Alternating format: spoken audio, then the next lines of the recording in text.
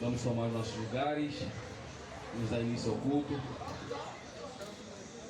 A palavra de Deus em Malaquias 3, 2 e 3 diz assim: quem, porém, poderá suportar o dia da sua vinda? Quem ficará em pé quando ele aparecer? Porque ele será como fogo do ourives e como o sabão do lavandeiro. Ele se assentará como um refinador e purificador de prata. Purificará os levitas e os refinará como ouro e prata. Assim trarão ao Senhor oferta com justiça. Quando você vai estudar sobre essa passagem, que será como o fogo do ourives para refinar a prata, você vai ver que o fogo do ourives para refinar a prata é colocada na parte mais quente do fogo, para que as impurezas sejam tiradas.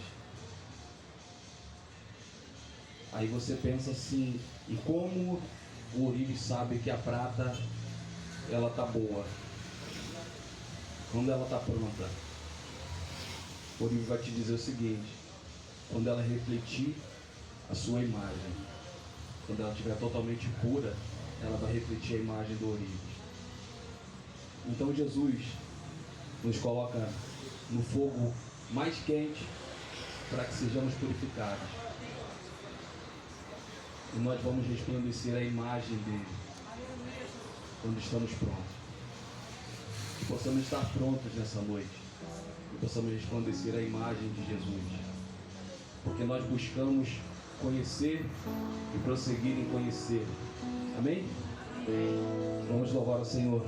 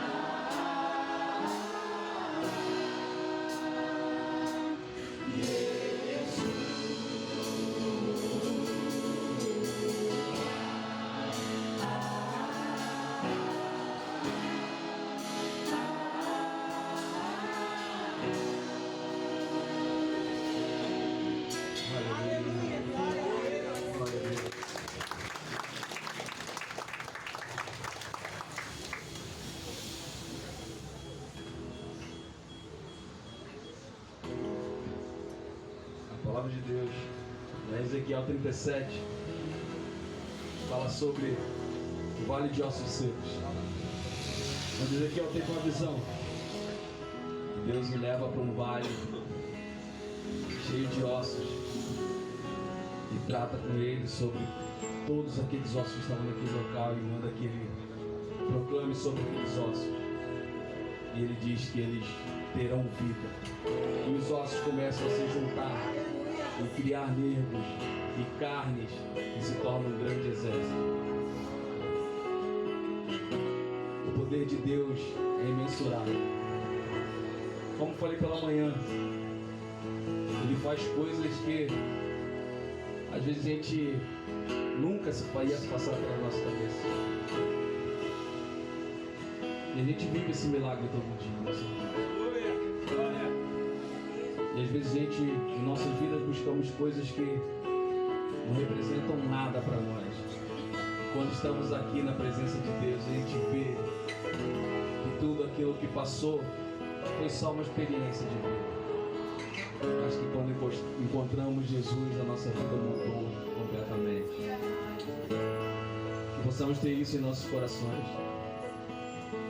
Os milagres de Deus são inumeráveis em nossas vidas. E Ele continua a fazer. Que possamos louvar ao Senhor de todo o nosso coração.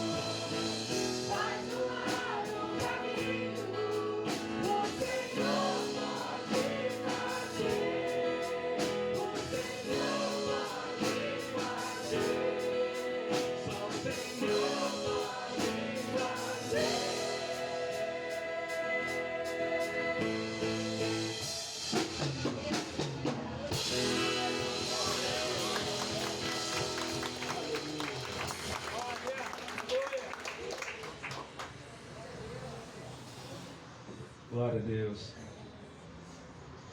Nós já vimos que Deus esteve na fornalha, né? Quem está vindo às quintas estudando Daniel, viu que Deus já esteve na fornalha. Glória. E quando estudamos sobre Jesus andando sobre as águas, nós vimos que ele levantou Pedro. E em Mateus 6,8 diz assim: não vos assemelheis, pois, a eles, porque vosso Pai sabe o que vos é necessário, antes de vós lhe pedires. O nome dele é Jeová Jireh, o Deus provedor. Ele sabe de tudo que nós precisamos antes da gente pedir. E Ele está conosco em todos os momentos, amém? Vamos louvar a Ele, porque o fogo não nos queima e a água não nos afunda, amém?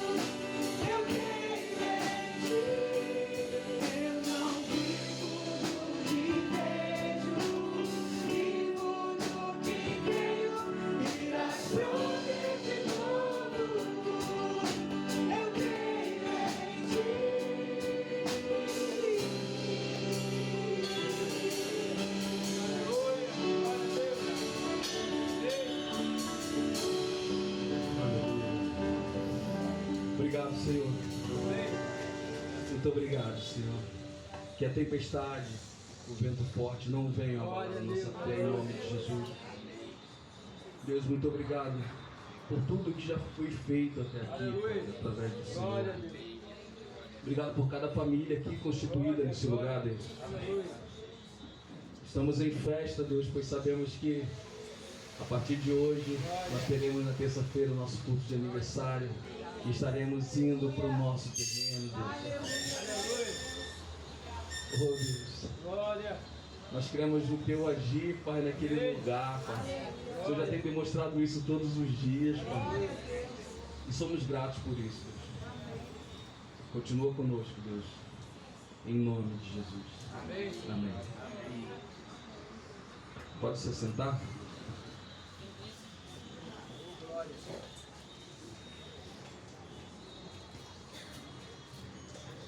Nós vamos passar por um momento de dízimos e ofertas. Eu ia fazer dízimos e ofertas.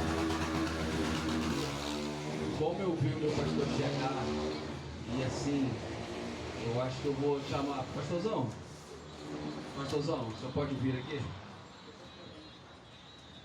Queria que o senhor pudesse falar agora no momento de dízimos e ofertas. Amém. Graças e paz, igreja. Amém.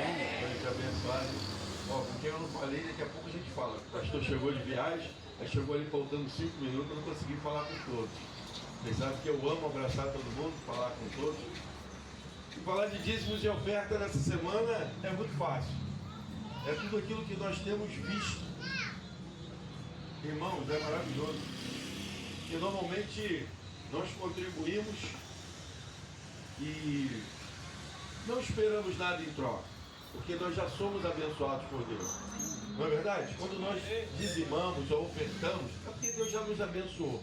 Mas, irmãos, eu quero dizer que como é bom você ver o reino de Deus se multiplicando a partir daquilo que você contribuiu, daquilo no qual você foi usado para que a obra de Deus cresça, que a obra de Deus avance. E aí a gente vê essas fotos, já tá, não está nem assim mais, tá? Não está assim não, já avançou mais. Mas eu já vou aproveitar aqui, já vou falar com todos os homens. Se você estiver trabalhando essa semana, glória a Deus. Mas quando você chegar do serviço, liga para o pastor, porque vai ter dia que a gente vai ficar lá até 11 horas, meia-noite, 2 horas. Porque tem algumas coisas que nós podemos fazer à noite, já está coberto, como textura, pintura. Pastor, eu não sei passar textura, mas você pode ajudar. Você pode lavar o material, você pode aplicar a massa para adiantar, tudo dá para ajudar. Tudo, trabalho é o que não vai faltar. E se você tiver durante o dia em casa, um dia na semana, 2 dias, semana toda, tomara que o chefe te dê uma semana de folga, irmão. Mas igual o chefe da Sicília, logo uma semana para ficar em casa. E aí você fica uma semana lá trabalhando para a obra de Deus, mais um pouquinho. E se não puder ser uma semana, que seja um dia. E eu tenho certeza que você vai abençoar a obra da igreja, mas você também vai sair abençoado. Bem? E agora, nesse momento, a gente vai dar oportunidade para quem trouxe o seu dízimo, a sua oferta.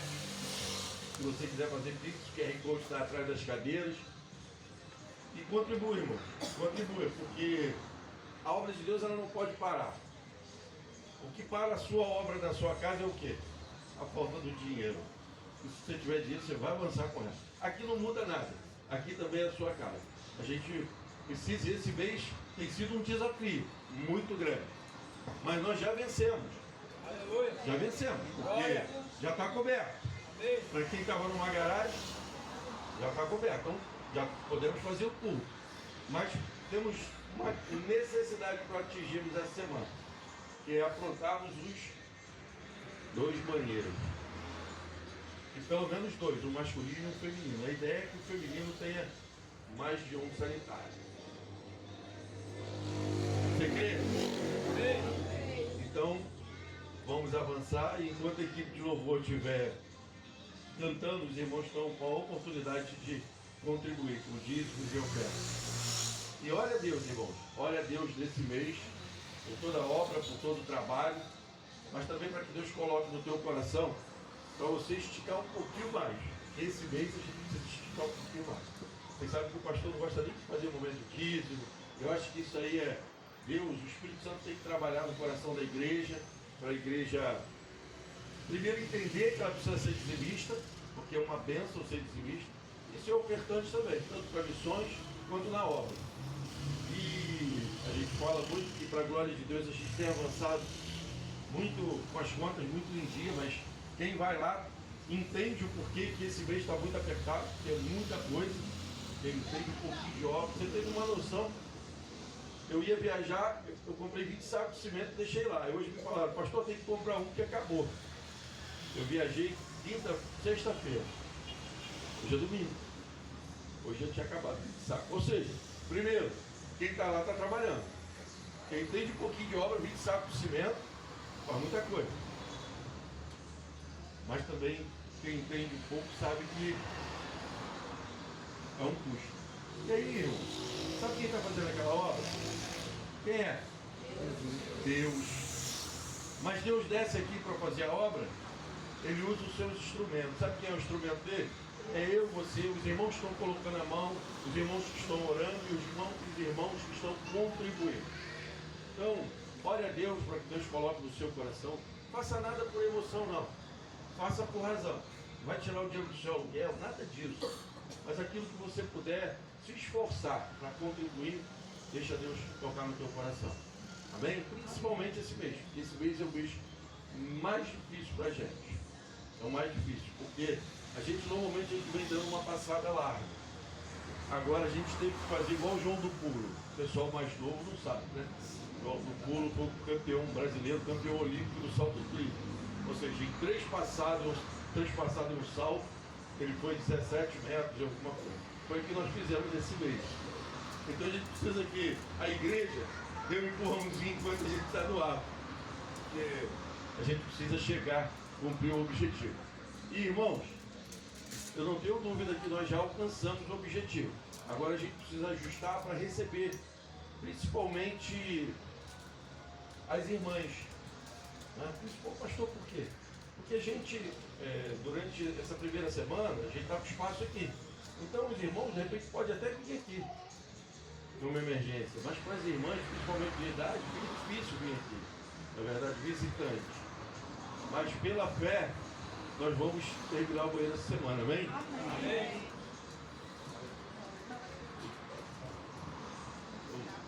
Pela fé, nós vamos terminar o banheiro essa semana, amém? Agora vai ficar uns 2. Pronto. Glória a Deus. Glória a Deus. Nós sabemos que a mão do Senhor está sobre nós, amém?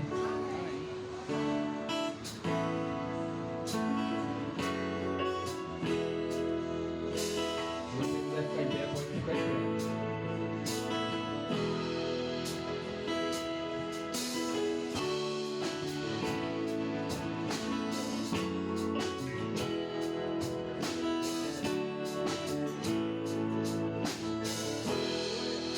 Cantemos juntos.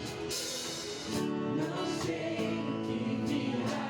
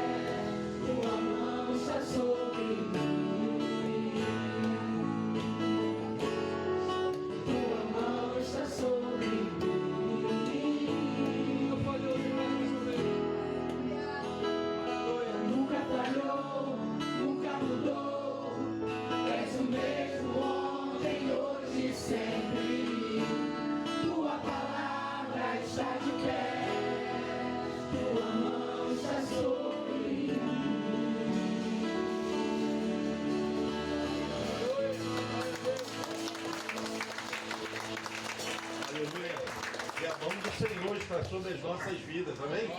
Feliz de aceitar. E eu quero, a gente falou de obra, de dízimo, de oferta, e essa semana temos um desafio muito grande. Eu quero convidar a todos os homens que estão trabalhando na obra ou que vão poder ajudar um dia que seja durante essa semana.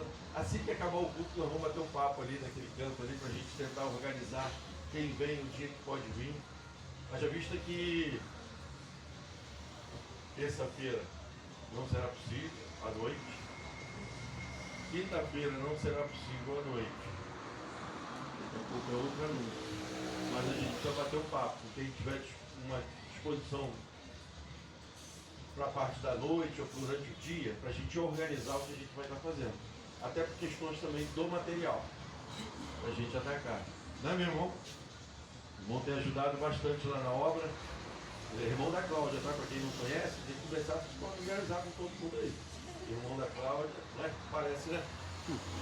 Só que ele é mais bonito, Cláudia. Bênção por uma família abençoada, glória a Deus. Ele tem ajudado, e o irmão que ainda não pôde, então quer tirar um dia essa semana, quando acabar o culto, vai ser 5 minutos. Tá tempo? Só ver quem vai, o dia que vai. O Ricardo já está me ajudando, já pegou um papel, uma caneta para anotar o nome e o dia que a pessoa vai poder estar ajudando. O Ricardo já viu isso, tá bom? E agora, irmãos, chegou a hora de Deus falar com o nosso coração. Nós temos falado com Deus durante essa noite toda, mas também Deus já tem falado conosco, não é bem? Mas é a hora da mensagem do Senhor. E Deus hoje já falou no coração do Mateus. Amém, Mateus? E que Deus possa usar Mateus mais uma vez como tem usado. Mateus é um teólogo, membro da nossa igreja, teólogo. Está fazendo um mestrado também em teologia. Mestrado? Então, ore pela vida dele, porque você sabe que a batalha é muito grande.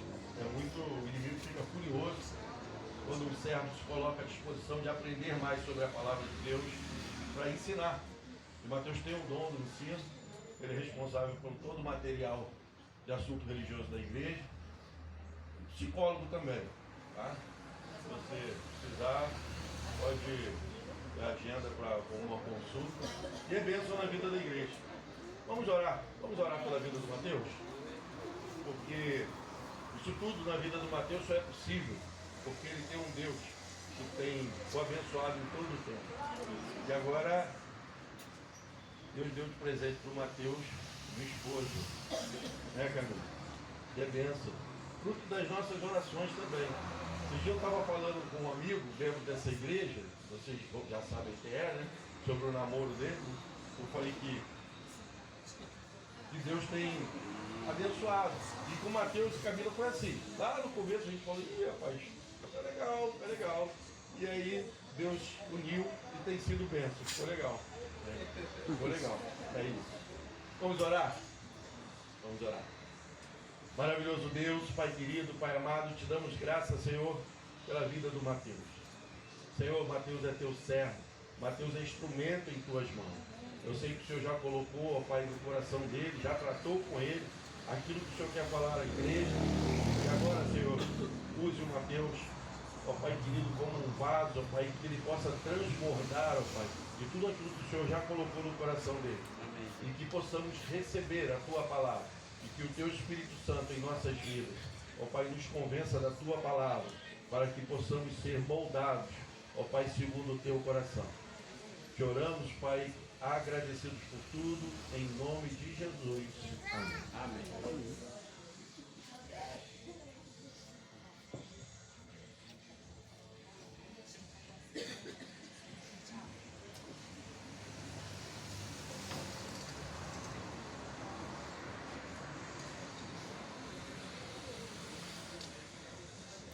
Paz do Senhor, meus irmãos, amém? Amém.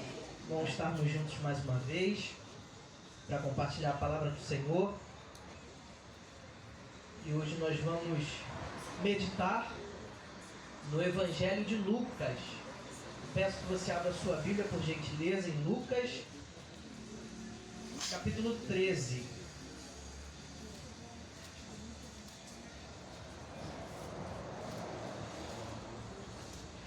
pastor estava falando e graças a Deus que deu certo, né? Eu e a varoa, o pastor falou, e deu certo. A gente viu assim, mas graças a Deus que deu certo. Deus é bom em todo o tempo. Então nós vamos meditar em Lucas capítulo 13.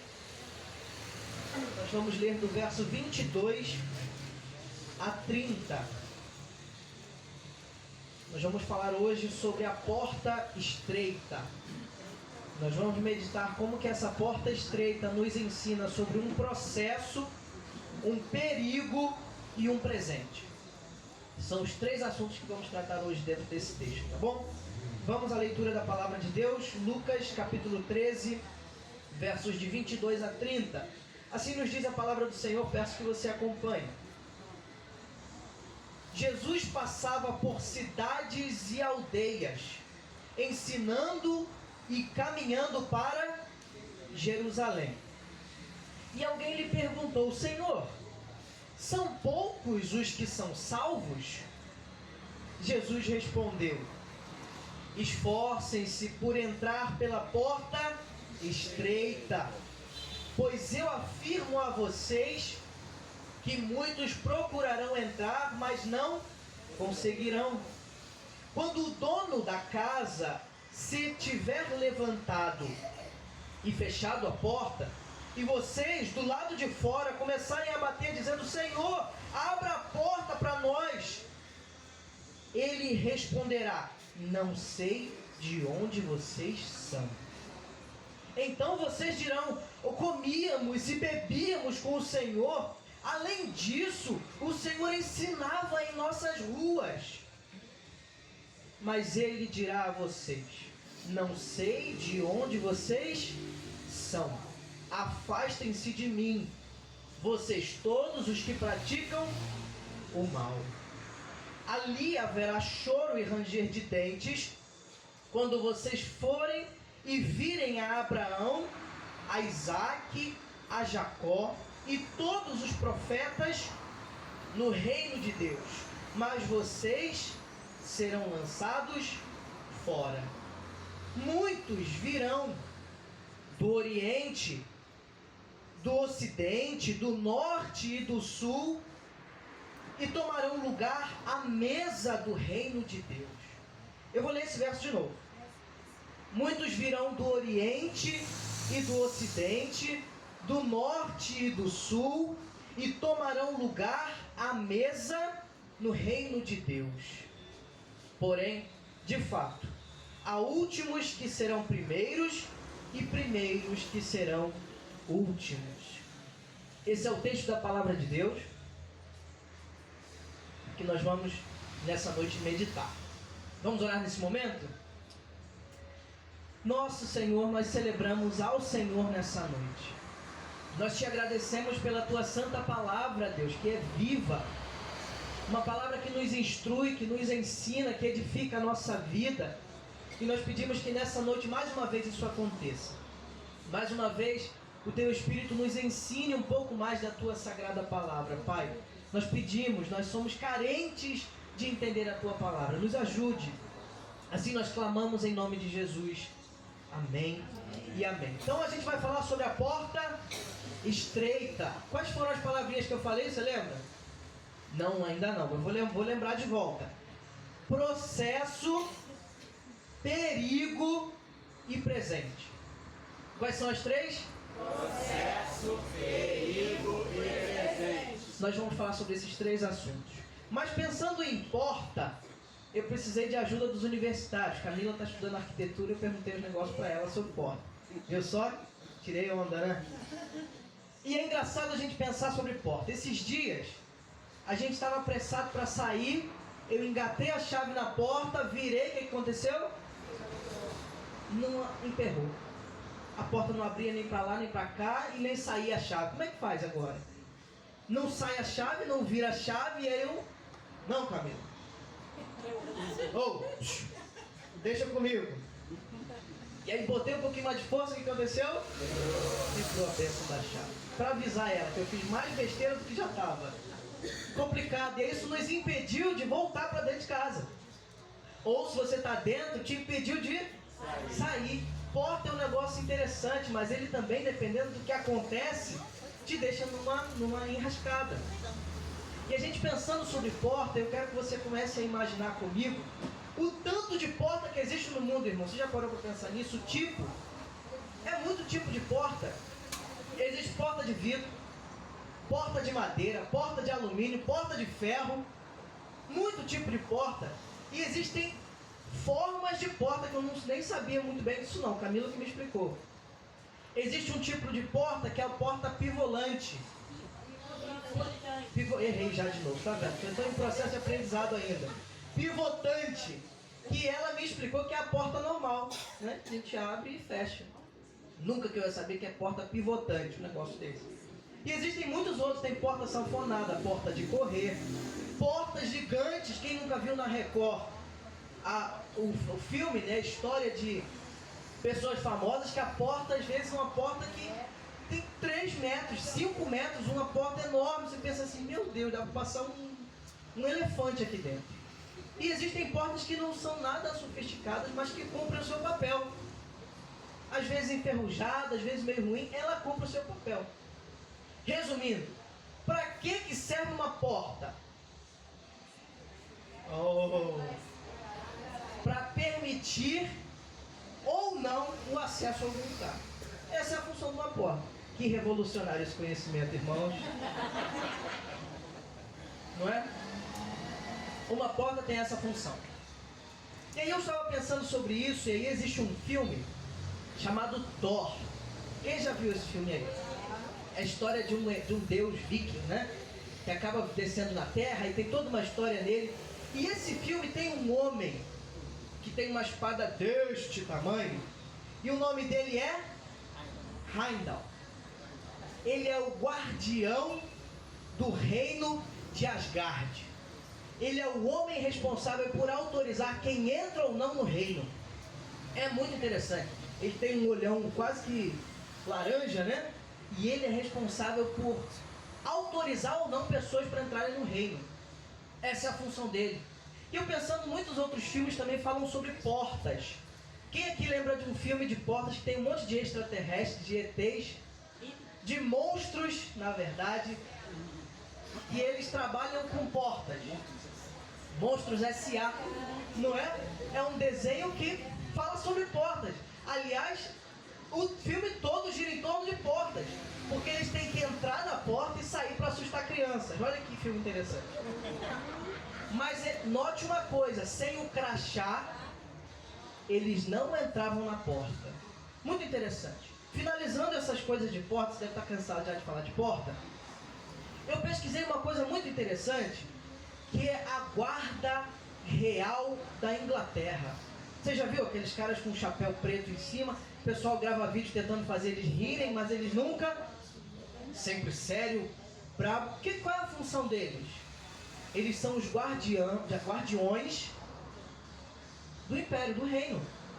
Eles impedem ou não a entrada de pessoas para dentro. Eles estão ali para proteger o império. Isso é muito interessante. Isso começa a introduzir para a gente o que falar de porta começa a abrir para a gente pensar nessa noite. A gente precisa perceber que no contexto em que estamos pensando da palavra, existia naquela época, no tempo de Jesus, o templo, o maior templo lá da cidade, e esse templo tinha uma certa divisão de acesso. Somente judeus acessavam uma parte daquele templo, enquanto que os gentios acessavam até um limite. Tanto gentios quanto estrangeiros, eles só podiam entrar até um determinado lugar. E o judeu, claro, ele tinha autorização para entrar no lugar do culto, e ele se orgulhava disso. E é interessante como que esse texto começa a nos fazer pensar a partir dessa pergunta. Essa é uma pergunta tão antiga e a gente continua fazendo hoje em dia. Você prestou atenção em qual é a pergunta do texto? No verso 22, 23 na verdade, o que a pergunta diz? O texto fala que Jesus está caminhando, passando por aldeias e povoados, mas ele não é um mero andarilho, ele tem um destino final. Para onde que ele está indo? Jerusalém. E enquanto ele está caminhando para Jerusalém com alguns discípulos, um deles faz uma pergunta: O que ele pergunta? Verso 23, está certo. Senhor, são poucos os que são salvos? Ou seja, ele está meio que perguntando assim, quantos serão os salvos? Muitas dessas perguntas a gente continua fazendo. Deus vai salvar 144 mil? Mais, menos do que esse número?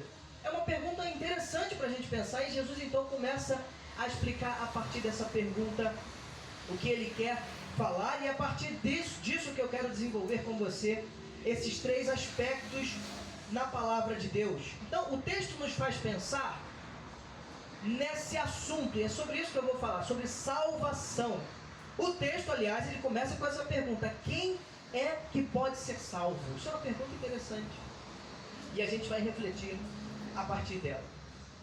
Então, a primeira coisa que eu quero tratar com você é que a salvação, ela é tanto um ato quanto um processo. Esse é o primeiro momento que eu quero pensar com você. O processo nos ensina que a salvação não é fácil. Quem acha que salvação é aquela coisa simples de que você só levanta a mão chorando lá na frente, e aí se quebranta, e a música tocando, essa música tocante, e aí deu certo, pronto. Passaporte carimbado. Tem um pastor que fala assim, né? Passaporte carimbado para o céu. Amém, e é isso mesmo. A salvação nesse sentido, ela é um ato. Jesus na cruz, a gente vai começar a falar disso agora, ele nos garante a salvação como um ato definitivo. A salvação foi nos dada como um ato, porque Jesus, em um simples ato de misericórdia, morreu por cada um de nós. Mas existe um autor que fala que depois disso, o custo é a nossa própria vida. Depois disso, o custo é o discipulado. O custo de caminhar com Jesus envolve a nossa vida inteira. Por isso que, além da salvação ser um ato, existe um processo em todo esse desenvolvimento da nossa vida cristã que se chama santificação. É disso que eu quero tratar nesse primeiro momento. Mas antes eu quero destacar isso de forma muito expressiva e muito clara. A salvação foi garantida por Jesus como um ato definitivo. O sacrifício de Jesus pagou o preço do pecado de pessoas de lá de trás da antiga aliança, de pessoas do tempo presente de Jesus e das pessoas até o fim. Jesus pagou o preço do pecado de toda a humanidade por toda a eternidade. Porque Ele é Deus, então Ele pode pagar preço de morte por toda a eternidade, porque Ele é Deus. Mas além disso, a gente pode comprovar através da própria palavra de Deus. Hebreus 9:12 vai falar: com o seu próprio sangue, falando de Jesus, e não com sangue de bodes ou de bezerros, ele entrou no lugar santíssimo de uma vez por todas e garantiu a redenção eterna. Isso Cristo Jesus fez por nós. Atos 4:12 diz: e nenhum outro há salvação, porque também debaixo do céu nenhum outro nome há dado entre os homens pelo qual devamos ser salvos. Esse é o nome de Jesus. Além disso, Efésios 2:4 diz: por meio do sacrifício do seu corpo, ele derribou a inimizade que separava judeus e não judeus. Lembra que eu falei que o pátio tinha uma divisão? O texto está se referindo a isso. Jesus quebrou isso. Ele tirou essa distinção e ele abriu um caminho, né? Ele vai falar um novo e vivo caminho para que pudéssemos adorar. Então a salvação, ela envolve também a santificação. Uma parte do que precisamos fazer no processo, a partir do momento que somos salvos por Jesus, é viver um processo de santificação. A palavra que o texto usa aqui, ela é muito interessante no verso 24, porque ela diz assim: esforcem-se. E a palavra usada é uma ideia de um atleta, assim como eu, com um corpo atlético como o meu, tonificado, em pleno vigor, se preparando no alto do seu desempenho para uma competição. Essa é a ideia dessa palavra, desse esforço. É de alguém atlético que está preparado, que está habilitado para uma competição agora.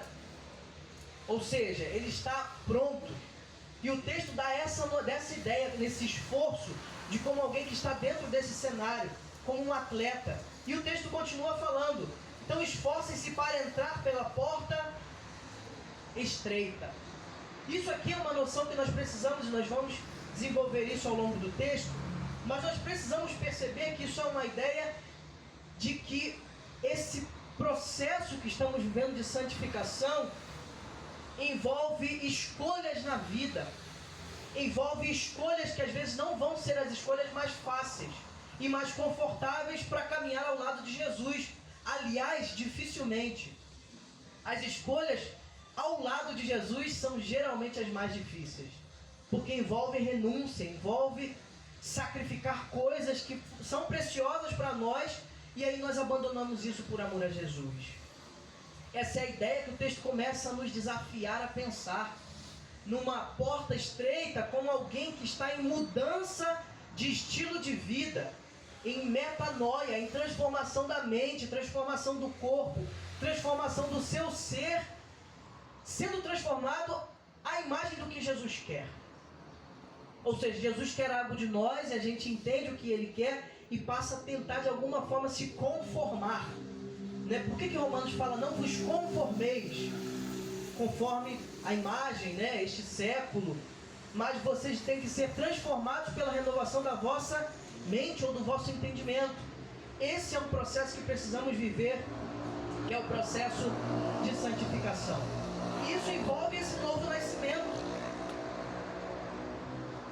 que parece simples de se entender, mas tem doutores que ainda não sabem. Existiam doutores naquele contexto, como Nicodemos, que não conseguiu entender isso. E ele falou, peraí, como é que você me diz que para eu ser salvo, ou para eu conseguir entrar no reino de Deus, é preciso nascer novamente? Eu sendo grandão desse jeito, já velho e avançado de idade, você está me dizendo que eu vou voltar para a barriga da minha mãe e nascer outra vez? Isso é impossível. E aí Jesus fala, Nicodemos, não é disso que eu estou falando. Aquele que nasce do Espírito entende as coisas espirituais. Então um homem já avançado de idade, avançado no conhecimento, ainda não entendia essa verdade tão profunda. É preciso se ter um novo nascimento. Por isso o texto fala de um esforço. Nós precisamos nos esforçar para que a nossa vida cristã avance, seja operante. A nossa vida cristã tem que ser proporcional a tudo que Deus tem nos abençoado enquanto igreja. Deus está expandindo o nosso terreno. Para isso nós também temos que caminhar expandindo a nossa fé, a nossa fidelidade, a nossa leitura bíblica, a nossa vida de oração, a nossa vida de leitura da palavra. Nós temos que caminhar proporcional a isso. Toda a bênção de Deus traz consigo mesmo a responsabilidade. Ou você acha que com um terreno maior não vai vir mais gente? Com um terreno maior vai vir mais pessoas com mais problemas. Que igreja é um depósito de problemas, você sabia disso? Eu sou um exemplo disso. E glória a Deus por isso, que os problemáticos estão aqui. Porque a solução só está em Jesus. Amém. Então quanto mais problema, mais Jesus resolve. Amém. É melhor estar na igreja com problema. Por quê? Porque Jesus resolve, ué. É ruim quando você está com problema em um lugar que não vai resolver. Né? Você já contou um problema para um irmão, um amigo, que ele estava com um problema maior que o seu? Aí vocês dois olham um para o outro e fazem, o que a gente faz agora? Chora junto. Né? Na igreja de Jesus não é assim. Porque é o lugar onde Jesus soluciona os problemas da nossa vida. Amém. Então, é muito interessante pensarmos sobre salvação, porque esse texto, ele também nos dá uma ideia de que a salvação separa pessoas. Isso é meio ruim da gente ouvir, entender e também falar. Mas a salvação separa pessoas. O texto está deixando essa ideia. E é muito curioso você perceber a dinâmica do texto, porque esse homem meio que pergunta de uma forma genérica. Ele não pergunta sobre ele pergunta sobre outras pessoas. Aliás, quando a gente conversa assim, fala assim, Cecília, será que Deus vai salvar quem mesmo, hein? Quantas pessoas será que Deus vai salvar? A gente nunca coloca a gente fora da conta. A gente sempre acha que Deus está falando do outro, nunca da gente. E é interessante porque Jesus inicia uma parábola agora, justamente para ensinar esse homem a tomar muito cuidado com essas ideias que ele tem de que já está garantido. Porque essa ideia desse homem que perguntou era essa. Eu estou perguntando sobre os outros. A minha está tranquilo. Lembre-se que ele é um judeu. Então ele acha que está tranquilo. E Jesus então provoca ele através de uma parábola. E a gente começa, uma parábola não, uma história, né? Mas a gente precisa perceber isso. Que Jesus, ao invés de ir para o imaginário que ele está levando, Jesus provoca um autoexame. Jesus fala assim, ao invés de pensar qual nome Jesus deu para as estrelas, que tem gente que quer conversar, em seminário tem muito disso, né? O pessoal quer saber o nome do anjo que Jesus... E o texto traz a gente para uma realidade. O texto traz a gente para olhar assim, tá, mas calma. Antes disso, olhe-se no espelho. Coloque-se diante de Deus e reflita sobre a sua vida. Como está a sua vida? E esse é o autoexame que o texto coloca. Como está a sua vida? Como está a sua caminhada de fé? Como está a sua esperança no Senhor? Como está a sua expectativa no Senhor? Ele traz esse autoexame. Então, ao invés de Jesus responder a pergunta de quantos seriam os salvos, Jesus pede para que ele olhasse para ele mesmo. Isso é muito interessante. Isso nos leva a um lugar para a gente refletir, né? Então, essa porta que vai ser falada um pouco mais à frente, ela faz distinção entre os que são preciosos para Jesus e aqueles que são vis. Ele faz uma distinção entre quem são os pecadores e quem não pode congregar nessa congregação final dos justos. Porque não haverão aqueles que não são justificados por Jesus no grande dia. Somente os salvos e remidos por Jesus. E isso tudo, irmãos, pode espantar, né? A gente nunca fala um negócio desse no evangelismo, né?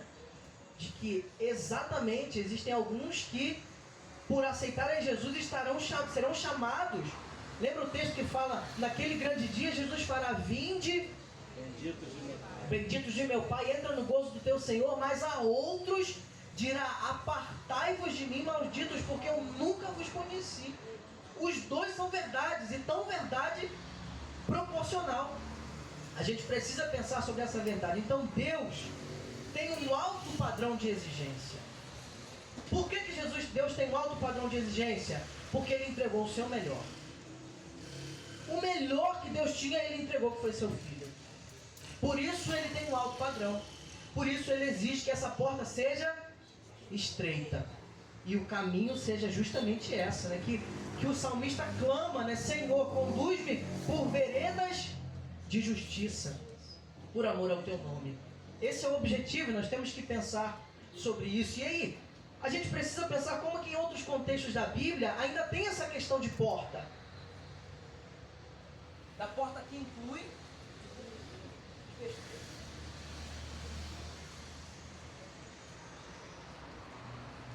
Voltou. Amém, Deus é bom. Eu que acho que apertei o botão. Então, a gente precisa perceber que não só nesse texto se fala de porta que inclui e porta que exclui. Outros textos bíblicos falam disso. Você lembra quando teve a última praga no povo de Israel? Qual foi a última praga? Você lembra? Aquela última. A morte, né? Que passa e leva. Como é que o povo de Deus seria protegido dessa morte? Precisava ter o quê? A marca do sangue na porta. Então a distinção entre quem morria ou não era uma porta marcada com sangue. Isso é muito interessante. Isso não é por acaso Jesus agora se chamar de porta também. Tem uma relação também. Lembra de Noé? O que aconteceu com Noé? Existe o texto bíblico lá vai falar. O texto de Gênesis 7,16 vai falar: os animais entraram e foram macho e fêmea, cada um ser vivo conforme Deus ordenara a Noé. E então o Senhor fechou a porta. Mais um texto que fala de porta que inclui os obedientes ao Senhor e exclui os que não ouviram a palavra de Deus. Isso está sendo falado a todo momento nas Escrituras, e nós precisamos entender isso. Mas o que acontece nesse texto é que o homem achava que ele era digno de entrar na casa, mas Jesus dá uma surpresa para ele. Jesus diz: você não é digno. Isso é chocante. Isso é uma coisa impressionante, porque Jesus diz para ele: você não se acha. Isso não é verdade. E aí a gente então começa a perceber que, apesar de tudo, essa salvação não é mérito. Essa salvação ainda é pela graça de Deus, né? Isso é muito interessante. E aí, assim, pensando em tudo isso que a gente viu agora, nós vamos refletir sobre o segundo ponto dessa reflexão, que fala sobre um perigo. Um perigo. Esse homem estava dentro desse perigo, que é o perigo do engano. E isso nos alerta que a salvação não é muito o que nós fazemos e o nosso mérito. Esse homem caiu nesse perigo que eu quero alertar você e a mim hoje, porque ele achava que estava tudo bem, tranquilo. E aí ele se depara naquele dia com essa notícia de que ele não era autorizado para entrar. Não sei se você já teve essa experiência, eu já tive algumas vezes, de gente que acha que é mais seu amigo do que é de verdade. Quem já teve esse negócio aí? A gente às vezes fica até sem graça. Aquela pessoa que te considera de um jeito e você tenta de alguma forma também considerar na medida, mas você percebe que a pessoa não te considera tanto assim. Ou melhor, que você não considera ela com tanta estima assim. Todo mundo já teve essa realidade. Mas isso também acontece com o familiar, não é verdade? E aí existe um familiar que considera que a sua casa é a casa dele.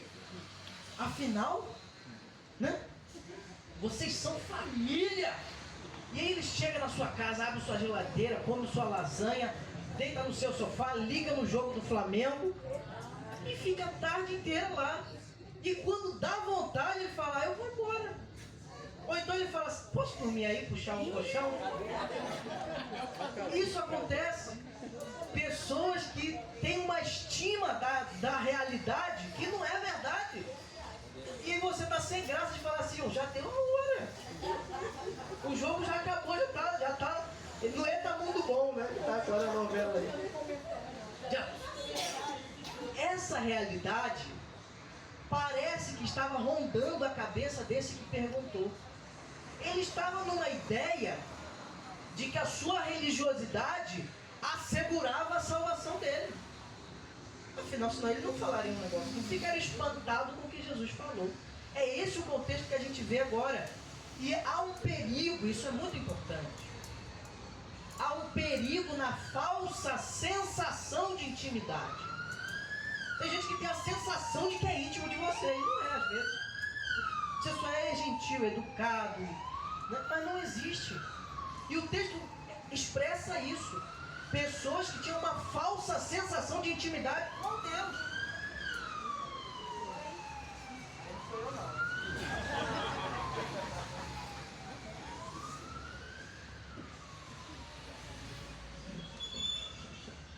Acho que voltou, né? Pessoas que têm esse... com alguém é tudo bem. Mas imagine essa sensação com Deus. Você achar que é íntimo. E tem gente, muita gente que acha nesse, né? Acha que está lá, né? Com os anjos, nas alturas lá. E não é a realidade. Esse texto nos alerta a isso também. Que há um perigo na falsa sensação de intimidade que às vezes não é a realidade. E nós temos que tomar muito cuidado com isso. E aí, eu não estou aqui falando que você tem que duvidar da sua salvação. Não é isso que eu estou falando. Duvidar se eu sou salvo, duvidar se eu sou crente, não é isso. O que eu estou falando é que você precisa reavaliar as suas intenções diante de Deus. E eu também. Quais são as minhas reais intenções em estar diante do Senhor? Esse homem teve as suas frustradas, porque ele achava uma coisa que não era real. Nós temos que reavaliar as nossas intenções diante de Deus. Então, muitos, às vezes, são destruídos por uma falsa esperança infundada no céu, do qual nunca duvidam ou suspeitam de que pode ser que ele não vá. Tem gente que acha que já, né? E aí isso atrapalha a caminhada de fé, atrapalha a caminhada de santificação, porque a gente acha que o nosso burro já está na sombra. E não é esse o caminho, e a gente precisa pensar nisso. Mas a gente precisa refletir, por que esses homens achavam... Por que esses homens achavam que ele... Por que esse homem que perguntou achava que ele era íntimo de Jesus? O que garantia para ele, na cabeça dele, que ele era um íntimo de Jesus? Mas era a segurança que ele tinha. O texto vai falar lá no verso 26. Olha o que o verso 26 fala. Quando Jesus diz, ele fala assim, vamos voltar um pouquinho, no 25. Olha o que o texto fala. Jesus já está na parábola, tá? Ele diz, quando o dono da casa tiver levantado e fechado a porta, e vocês do lado de fora, ó, já deu a notícia para ele, você não está do lado de dentro. E do lado de fora, começarem a bater dizendo, Senhor, abre a porta para nós. Ele responderá, não sei de onde vocês são. Então vocês dirão, comíamos e bebíamos com o Senhor. Além disso, o Senhor nos ensinava nas ruas. Olha o que esse homem falava. A gente estava comendo e bebendo junto. A gente ouvia sobre a palavra. A gente tinha esse conhecimento meio que assim, né? Se achava íntimo. Mas não era. Então, por que eles se achavam íntimos? Primeiro, ele havia conversado com Cristo. Parece, né, que na cabeça desse homem uma conversa com Jesus foi uma garantia da salvação. Mas a gente precisa perceber como que relacionamentos passados com Jesus não sustentam a nossa vida espiritual no presente. As experiências que tivemos lá no passado com Jesus fortalecem a nossa fé? Com certeza. São importantes da gente lembrar? Certamente. Mas elas não são garantia da nossa saúde espiritual. Não é o que viveu lá atrás, é o que nós estamos hoje vivendo com Jesus, que garante a nossa caminhada de fé com Ele. Esse homem estava se assegurando, né? Não tem essa coisa, tem o crente museu. Existe, gente, o crente museu. Esse aqui era um crente museu. Pelas experiências passadas com Jesus, ele garantia a sua saúde espiritual. Isso é um perigo, e esse homem estava meio que nesse caminho aí. Então, nós precisamos diariamente continuar nutrindo a nossa intimidade com Jesus. Dia após dia. Experiências passadas devem nos encorajar a viver mais com Jesus. Daqui para frente. Então isso já é um erro que a gente percebe. Além disso, ele diz que foi convidado à mesa com Jesus. Para estar com Jesus à mesa. Ele falou, nós comíamos e bebíamos. Estava em intimidade. Mas é muito interessante o que eu li em algum lugar, que diz que estar assentado à mesa também não é garantia. Porque quem assentou à mesa de Jesus na última ceia? Judas. Estava na mesa com Jesus e traiu. Então isso também não era uma garantia de que ele seria de alguma forma salvo naquele último dia. Além disso, parece que o texto deixa uma noção de que ele ouvia doutrinas. Ouvia sobre Deus, ouvia sobre a fé, ouvia sobre Jesus, mas isso também não foi suficiente. Por quê? Porque isso não entrou no coração. Não aconteceu como os discípulos em Emaús, lembra? O que aconteceu com os discípulos no caminho em Emaús? Eles ouviram todo o testemunho. Quando chegaram em casa, eles, né, quando foi o partir do pão, a venda caiu. E eles falaram, era o mestre. Por que eles reconheceram? Porque não queimava o nosso coração enquanto ele falava. Houve transformação de vida. Parece que não aconteceu com esse aqui. Além disso, o verso 26 dá uma noção de que havia uma certa aparência de piedade, né? Uma aparência de crente. Uma forma, né? O crente aprende a falar. Quando a gente entra na igreja, a gente aprende o crentez, né? Vaso. Né? A gente começa a falar varão, varô, ungido, santo. A gente usa um monte de coisa, né? A gente se sente na turma, né? Mas isso também não é garantia. Porque o texto deixa essa luz também para a gente como um alerta para a nossa vida. que existe uma série de coisas que a gente tem como segurança para a nossa fé, que são bengalas gospel, e não a genuína salvação pelo sacrifício puro de Jesus. Nós precisamos avançar nessa direção. Mas o texto caminha, e a gente já está indo para o ponto final, para falar de uma realidade que é tão avassaladora, tão verdadeira quanto o céu, que é a realidade do inferno. E o texto fala, vamos ao texto, lá no verso 27. E o texto diz assim: mas ele dirá a vocês, no fim de tudo, né? Continua o diálogo. Não sei de onde vocês são. Afastem-se de mim, vocês todos os que praticam o mal. Ali haverá choro e ranger de dentes. Quando vocês virem, então veja, o texto está falando que eles estão do lado de fora, isso é uma linguagem figurada, tá bom? Eles estão do lado de fora da casa, vendo quem está dentro. E quem está dentro? Abraão, Isaac, Jacó e todos os profetas no reino de Deus. Então é um cenário de quem está longe da presença de Jesus, da presença de Deus. Então quem está longe da presença de Deus está onde? Fadado ao inferno. Porque o que está longe da presença de Deus está fadado ao inferno. Então é disso que ele está falando, desse homem que tem essa realidade tão avassaladora quanto o céu, a realidade do inferno. O inferno é tão real quanto o céu. Porque tem gente que acha assim: oh, mas daquele grande dia a gente canta lindo, lindo coral. Amém, a gente tem que ter esse anseio pelo céu. Mas o inverso também é verdade. Existe e ainda existe, e existirá para toda a eternidade, o inferno, o lugar destinado àqueles que não aceitarem a Jesus como seu Salvador. Isso é uma realidade que faz dar coceira no banco, né? Porque isso nos intriga, isso deixa a gente... É uma realidade que o texto deixa muito claro. Então, irmãos, no Evangelho de Jesus, o pecador é alcançado pela graça. E o que se alicerça na justiça própria, ele é alcançado somente pela palavra de julgamento. Quem tem segurança na sua teologia, pelo tudo que eu estudei, se a gente se apoia nisso, nós estamos fadados ao fracasso.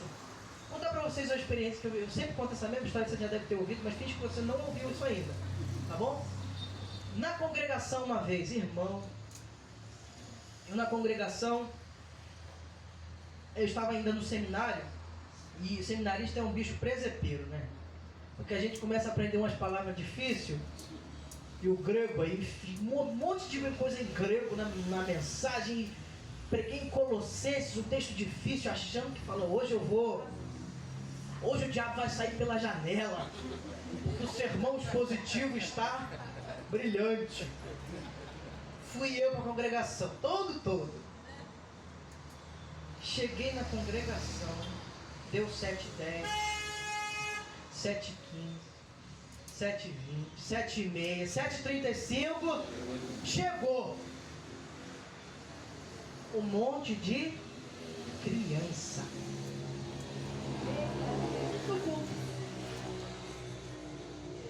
E aí? Para onde vai a nossa autossuficiência? Para onde vai aquilo que a gente acha que... Entende? Pela força do nosso braço, pelo nosso conhecimento, pela nossa vida de fé. Nada disso vale. Porque eu tive que pregar aquele negócio, aquele monte de parafernália para um monte de criança. Aí eu fui para onde? Para o plano de salvação. Para o arroz com feijão. Que resolve, que salva, que se transforma. E é isso. Então, esse texto também realinha as nossas expectativas, a nossa caminhada de fé, faz a gente pensar no lugar certo, de onde a gente tem que estar em Deus, sabe? Naquele lugar que Deus se agrada mesmo. Não é no que eu acho que vai, é onde Deus se agrada. E esse homem parece que seguiu a vida inteira sem perceber isso. A vida inteira. E quando viu, era tarde demais e para toda a eternidade. Então nós temos que nos atentar a essa verdade. O que Deus quer de nós? Já passou o tempo. O que Deus quer da tua vida, irmão? Para o que Deus tem te chamado a realizar na obra dele? O que Deus tem te chamado? Nós temos que estar atentos a isso. Qual a missão Deus tem confiado à nossa mão? Mas nem tudo são tristeza, irmão. O texto até agora isso é só perna de 3, né? Mas agora vai vir um momento de refrigério. É um refrigério que basta. Porque o momento final é que ele fala uma coisa impressionante a partir do verso 29. Ele vai falar assim: muitos virão. Ele está falando para o judeu que ele não foi aceito na casa, mas que outros foram. E é gente de todo canto. Porque ele fala, vai vir gente do Oriente, gente do Ocidente, gente do Norte, gente do Sul. Para onde? Para a mesa no reino de Deus, irmão. Isso é especial demais. Isso tira da gente as categorias do pode, não pode, é, não é. Entende isso?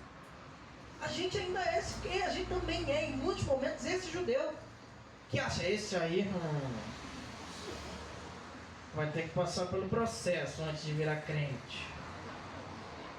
E a gente, irmão, e o Senhor da glória, a gente é esse judeu ainda hoje, olhando, vendo Jesus falar assim pra gente: vai vir um monte de gente que você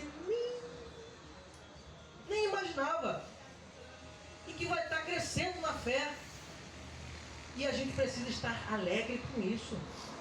Mas dentro da casa, amém? Amém. Em nome de Jesus, irmão. Mas o texto deixa essa notícia fantástica para os judeus. Jesus falando assim: você está perguntando quem é que vai ser salvo? E a notícia ruim para você, judeu, é que você talvez não vai. E quem vai, você nem imagina que vai. Porque é gente de todo canto, de lugares que ninguém imagina. São os judeus, o que vai ser anunciado mais para frente, né? Que Jesus rompe esse muro de separação. Paulo vai ser o apóstolo que vai pregar para os gentios. E esse povo vai começar a se converter. Em Atos a gente vê isso. O que é a descida do Espírito Santo? Gente de todo canto, falando das maravilhas de Deus. Então é uma comprovação disso aqui. Isso é muito interessante da gente perceber. Mas isso também nos deixa uma notícia de que a porta ainda está aberta. Mas isso é uma notícia maravilhosa.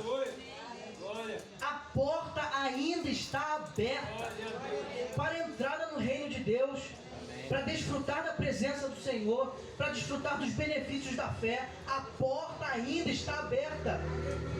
Nós que já estamos dentro, a gente tem que chamar esse povo para dentro. E eu me lembro agora que é quase uma passagem bíblica, o casamento de Cecília, que falou que foi pelas ruas. Não foi? Não foi isso? Eu expondo a crente. Olha que ética, que fantástico. Que foi pelas ruas. Tem uma passagem bíblica que fala desse jeito mesmo. Que o homem chamou, né, os seus convidados para uma festa e ninguém apareceu. Porque falou: hoje eu tenho que estudar para o concurso, hoje eu tenho que cuidar da minha... não posso. E a casa... Aí o que ele falou para os criados, para os servos? Vai pelas ruas, chama quem dá, chama o manco, chama o leproso. Foi quase isso que Cecília fez no casamento, né? Chamou todo mundo para dentro. Por quê? Para esse grande banquete, para essa grande festa, para essa mesa de celebração, essa mesa de comunhão. Um judeu ouvir que Deus colocou na sua mesa de comunhão um gentio, irmão, isso é de deixar o judeu doido. Tanto que falaram o quê? O verso seguinte vai falar um pouco sobre isso. Vai falar: estão querendo te matar. Se você continuar com esse discurso, você vai ser morto. E todo mundo entendia o que Jesus queria dizer. Então a gente precisa que essa verdade seja muito clara na nossa vida. Muitos outros virão. Muitos outros. E a gente precisa estar preparado, porque a gente tem um estilo de crente que pode entrar na nossa igreja, né? Tem que entrar cheirosinho, de preferência, arrumadinho, de preferência também, com uma Bíblia no braço, se for possível, que não interrompe o culto. Quem não já teve essa experiência? Gente, do nada interrompeu o culto, porque atrapalhou a nossa liturgia. A gente preparou direitinho, A gente ensaiou a manhã inteira esse louvor, ficou show de bola. Aí entra alguém enviado do Senhor para atrapalhar o processo. E a gente precisa estar preparado para isso também, porque o reino de Deus é dinâmico e Deus pode fazer coisas diferentes no lugar que estamos. E amém por isso, não é? Por quê? Porque Deus está em movimento. Deus está em movimento agora, né? Ele está em movimento meio que para lá, né? Levando esse povo para ali, né? Deus está em movimento. E ali não vai parar o movimento não, vai expandir. E nós temos que estar com essa visão ampliada, irmão. Que a gente às vezes é esse judeu aqui. Eu muitas vezes sou esse judeu aí. Atrapalhando nosso culto, falando alto. O culto está direitinho aqui, o batistão, né? Está seguindo a ordem do culto direitinho e esse cara veio para atrapalhar. Não, é isso que o texto está anunciando, de que existem coisas novas e diferentes, fora do que a gente já vivenciou. E que a gente tem que estar preparado para viver isso. E a gente está preparado quando quebra esses paradigmas, esses negócios na nossa cabeça. Esse judeu aprendeu um negócio que ficou muito chateado, provavelmente. Mas ele também teve essa lição, né? A chave virou. Já que a gente está falando de porta, né? A chave virou. Isso é muito importante da gente pensar. Outros virão. Isso é muito interessante. E aí eu finalizo, irmãos, com esse texto, né? Que ilustra isso, né? E é o texto lá em Lucas 14, verso 15, que fala do texto que eu narrei, né? Narrei não, que eu expliquei aqui, né? Lucas 14, de 15 a 22. Olha lá o que o texto fala. Esse texto é muito fantástico. Ele diz assim: ao ouvir isso, um dos que estavam à mesa com Jesus lhe disse: feliz será aquele que comer no banquete do reino de Deus. É isso mesmo, né? Esse texto mesmo, né? Banquete do reino de Deus. É porque está com outra versão, é melhor acompanhar para me perder. Vamos voltar. Ao ouvir isso, um dos que estavam à mesa com Jesus lhe disse: feliz será aquele que comer no banquete do reino de Deus. Ele parece que até ouviu a mensagem que a gente acabou de ler, né? Feliz será o que estiver nesse banquete. E Jesus respondeu: certo homem estava preparando um grande banquete e convidou muitas pessoas. Mas na hora de começar, enviou seu servo para dizer aos convidados: venham, pois está tudo pronto. A festa já vai começar. E aí o texto começa: mas eles começaram um por um a apresentar desculpas. E o primeiro disse: eu acabei de comprar uma propriedade. Olha que chato. Acabei de comprar uma propriedade e preciso ir vê-la. Me desculpe. E aí o texto continua: e outro disse: acabei de comprar 5 juntas de bois e estou indo experimentá-las. Por favor, me desculpe. Ou seja, trazendo para o nosso dia: acabei de comprar um carro zero, estou indo lá fazer o teste. Não posso ir na sua festa. Irmãos, perceba que o texto está falando de um banquete com o Senhor Deus. E a gente tem um carro para experimentar e não tem tempo para o banquete. A gente tem uma demanda muito importante, não tem tempo para o Senhor. É isso que o texto está falando. E aí o texto continua: por favor, me desculpe. E outro disse: eu acabo de me casar, por isso eu não posso ir. O servo voltou e relatou tudo isso para o seu senhor. E aí o texto continua: então o dono da casa irou-se e ordenou ao seu servo: vá rapidamente para as ruas, aqui está praças ou ruas, e becos das cidades, e traga os pobres, os aleijados, os cegos e os mancos. Disse o servo: o que o Senhor ordenou foi feito e ainda há lugar. E, irmãos, isso é fantástico. É a história do povo de Israel sendo contada. Se a gente entende, imagine eles entenderam certinho. É a história de alguém que foi chamado por Deus e rejeitou, porque a sua vida é muito corrida, porque tem que comprar uma junta de bois, porque casou, por tantas. E às vezes a gente está nesse lugar também, né? De tantas desculpas, irmãos. Tantas desculpas para não obedecer o que o Senhor chamou a cada um de nós, o que Ele pediu para cada um de nós. É tempo da gente tirar essas desculpas da nossa vida. e ir para um banquete, não era para um velório, era para um banquete. E o povo não foi. Mas outros foram chamados. E é essa a ideia que o texto deixa. Então nós precisamos pensar nesses elementos que a salvação, a partir desse texto, nos apresenta. E eu finalizo aqui recapitulando. A salvação nos lembra que há um processo a se viver. Nós estamos em processo de santificação. E esse processo envolve um autoexame. Um autoexame. Quando a gente se exalta muito com uma coisa, tenha sempre um espelho na bolsa. Para puxar aí, ó. Tenha sempre. Mesmo que seja pequenininho. Nós precisamos exercitar o autoexame a todo momento. Além disso, a salvação, ela nos ensina que nós não podemos nos auto-justificar. Não é a força da nossa obra, não é o timbre da nossa voz, não são as nossas obras, é a graça de Deus que nos alcançou com salvação, com restauração, com vida transformada, com vida abundante na presença dEle. E por fim, a história não se encerra. Para todos nós, a porta ainda está aberta. E muitos estão vindo, mas uma hora a porta se fechará. E não vai dar para abrir. Porque Apocalipse vai falar isso, né? A chave está na mão de quem é o único capaz de abrir.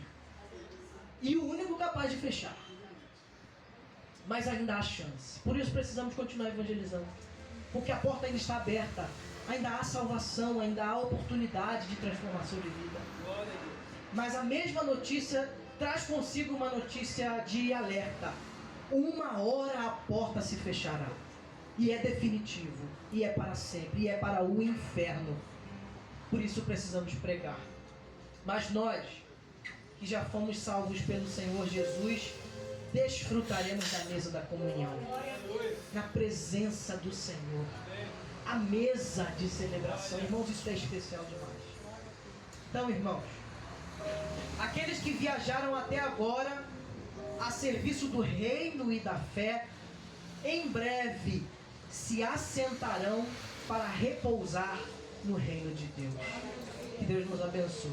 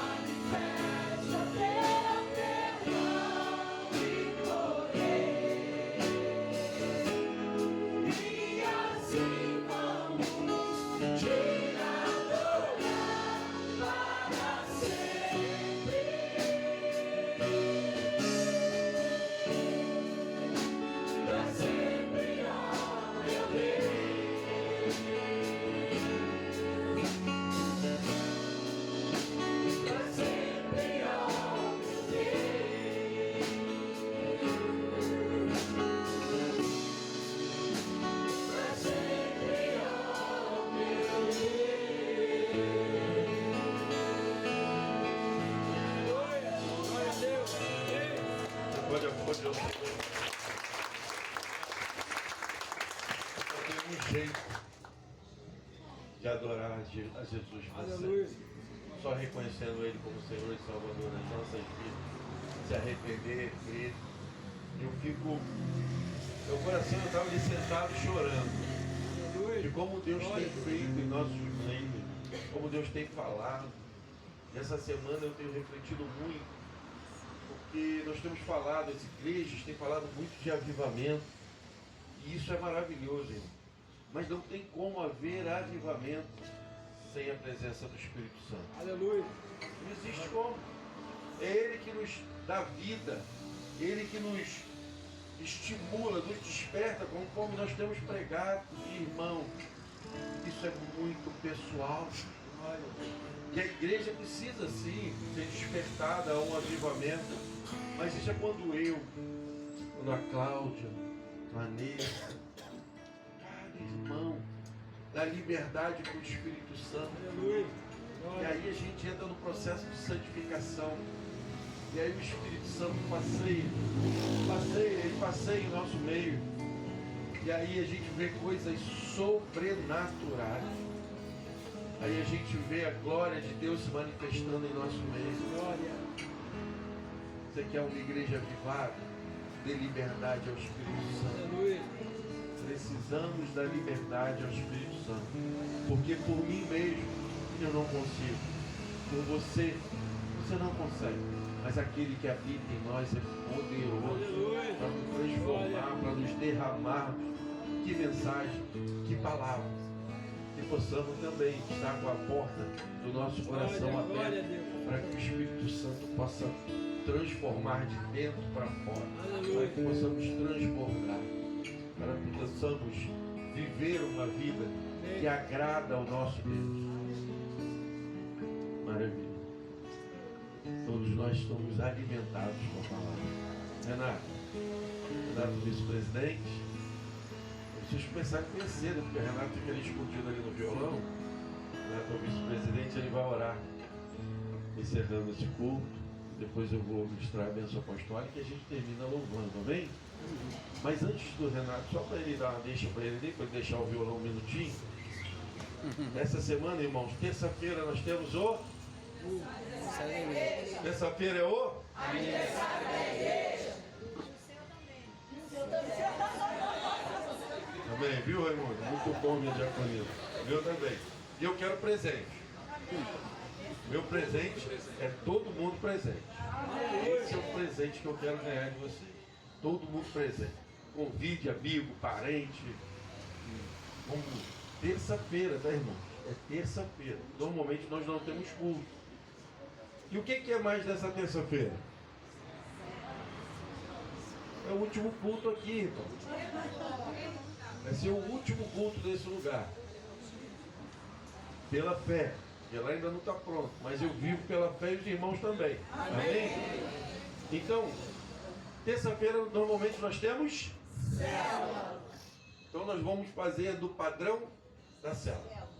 As mulheres vão trazer. Irmão, quem puder. É igual célula. Você não pode, o mais importante é você estar presente. Eu não vou porque eu não... Não. É você. Meu presente é a sua presença. E aí, as mulheres que puderem trazer um prato salgado, é bolo, que vocês inventarem aí, como se fosse da célula. Mesma coisa, nada mudou. E se não puder, também não traga. Mas venha. E os homens trazem um refrigerante, um suco, um guaracamp, alguma coisa assim.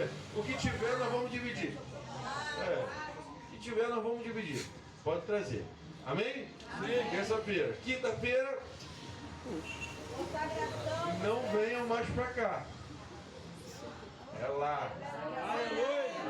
Consagração do novo tempo. Eu já tenho um nomezinho aqui na cabeça. Depois eu vou falar com você, Mariana. Mas Vanessa, eu gosto de fazer assim, igual jogador de futebol, né? Igual o Ronaldinho, jogador de cara virada, né? Eu olho para lá e mando para lá. Vanessa, tem uma turma aí que eu vou querer uns testemunhos para quinta-feira. Até porque não é todo dia que se casa, né? Já começou a pensar em casamento, vai se programar, então tem que ter testemunho. E mais alguns. Tá? Eu vou ver aí. Se você, pastor, eu queria dar um testemunho. Qual é o testemunho que a gente quer? Desses 3 anos que nós vivemos, uma bênção que você recebeu durante esses 3 anos. né? Durante esses 3 anos, né, a gente orou, a igreja orou, e eu fui abençoado. Com isso a gente quer fazer um culto de consagração, mas também de agradecimento por tudo que temos vivido durante esses 3 anos. Amém? Quinta-feira. Domingo pela manhã, nós temos? Domingo nós temos? Só culto. Domingo nós não vamos ter BD. Porque está todo mundo trabalhando. O Renato vai falar, pastor, eu não vou conseguir dar aula porque eu não vou ter tempo de estudar, porque eu tenho que ajudar na obra. Entendeu? Então, não vamos ter EBD, mas não teremos. Quem vem? Os americanos, isso aí. Vem um grupo de americanos para estar com a gente no culto da manhã. E à noite, nosso culto de inauguração do novo templo. Irmão, um vídeo. Lá tem umas janelas, a gente bota o pessoal do lado de fora olhando pela janela, se não der para entrar, depois a gente. Ou então a gente faz um outro culto 10 horas depois, quando acabar esse. Amém? Vamos convidar. Amém. Senhor, nosso Deus, nosso Pai, como é bom, Senhor, estar na Tua presença, Aleluia. Senhor Deus. Obrigado, Senhor, por tudo que nós vivemos, ó Pai, no dia de hoje, e que até aqui o Senhor tem nos abençoado, Senhor. Amém. Nosso coração transborda de alegria, Senhor Deus, por tudo que o Senhor tem feito nas nossas vidas e também na vida da Tua igreja, Senhor Glória a Deus. Deus. E que alegria, Senhor, podermos passar, ó Pai, para o nosso novo templo, Senhor Deus. Nosso coração transborda de alegria. A Adriana Aleluia. sempre diz, ó Pai, e é uma verdade, Senhor Deus. Estamos muito alegres mesmo, porque o Senhor tem abençoado muito a vida da nossa igreja, Senhor Deus. E sem que nós mereçamos nada de Ti, Senhor. Mas o Senhor, a Sua misericórdia é grandiosa sobre as nossas vidas. Aleluia. Agora eu te peço, Senhor, que o Senhor nos leve em paz para os nossos lares, que o Senhor nos guarde, ó Deus, sob a Tua mão poderosa, Glória. e que amanhã, Senhor, possamos acordar bem dispostos, ó Pai, Aleluia. para um novo dia, para aquele que irá trabalhar e para aquele também que estará no templo ali também, trabalhando, que o Senhor possa também estar guardando cada um de qualquer acidente, ó Pai, e dando livramento para cada um. Muito obrigado, Senhor. Glória a Deus. Essa é a oração que eu te faço humildemente em nome de Jesus. Amém. Amém. Estenda suas mãos. E que o amor de Deus, a graça do nosso Senhor e Salvador Jesus Cristo e as doces consolações do Espírito Santo seja com todo o povo de Deus espalhado pela face da terra. E a igreja diz: Amém. Irmãos, hoje você está onde?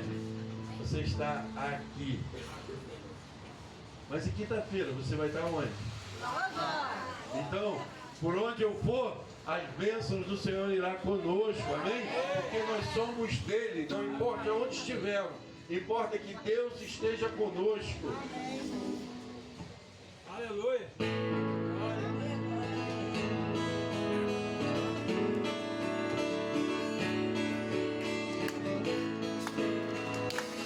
Vamos louvar com canto, com palma e com nossa glória.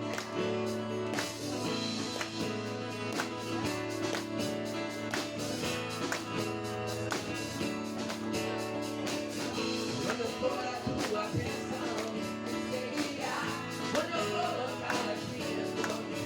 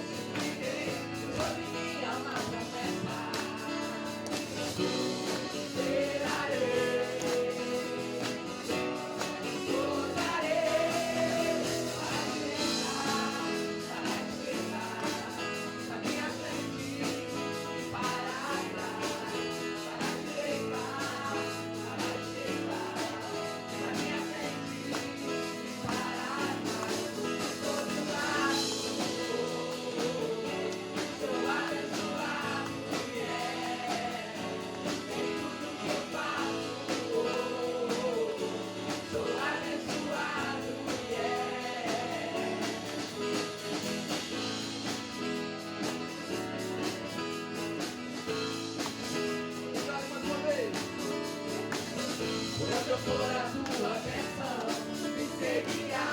Onde eu colocar as minhas mãos, prosperará. A minha casa, a minha saída, eficaz será.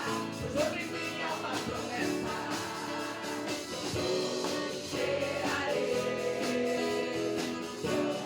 rodarei, prosperarei. Os celeiros certamente se encherão. A minha casa terá sempre tua provisão. Onde eu puser a planta dos meus pés, possuirei, pois sobre mim há uma promessa. Cheirarei,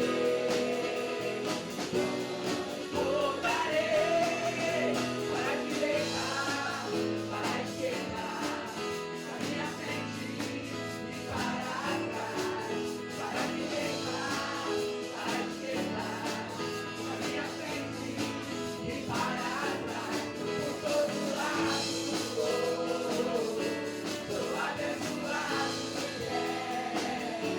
em tudo que eu faço. Sou abençoado, por todo lado. Sou abençoado, em tudo que eu faço. Sou abençoado, toda sorte de bênção o Senhor preparou para mim. E em todas essas coisas eu sou mais do que vencedor. Por todo lado sou abençoado, em tudo que eu faço. Sou abençoado, por todo lado. Sou abençoado, em tudo que eu faço. Sou abençoado,